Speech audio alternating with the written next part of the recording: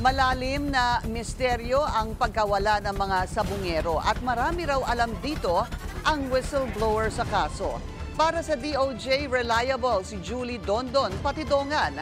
At habang patuloy ang case build-up, ang mga suspect, dumarami pa ang bilang. Narito ang agenda report ni Joash Malimban. Nasa mahigit 30 na ang suspects sa kaso ng mga nawawalang sabungero.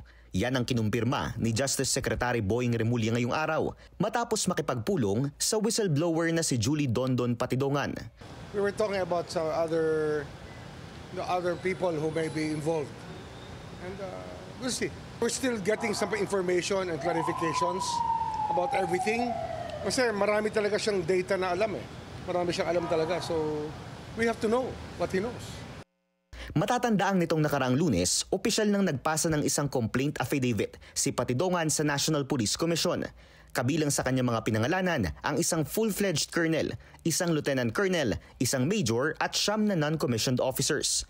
Ayon kay Remulla, underway na ang pagbuo ng official affidavit na ihahain ni Patidongan para sa iba pang sangkot sa pagkawala ng 34 na sabungero.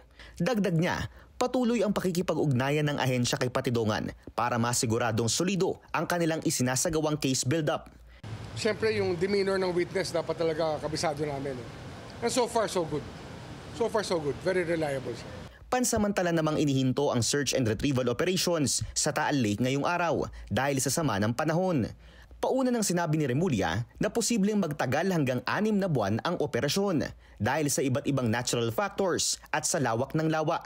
Pero paninindigan niya, magpapatuloy ang paghahanap sa missing sabungeros at tuloy-tuloy ang paggulong ng imbestigasyon sa possible link nito sa war on drugs. Para sa agenda, Joash Malimban, Billionaire News Channel.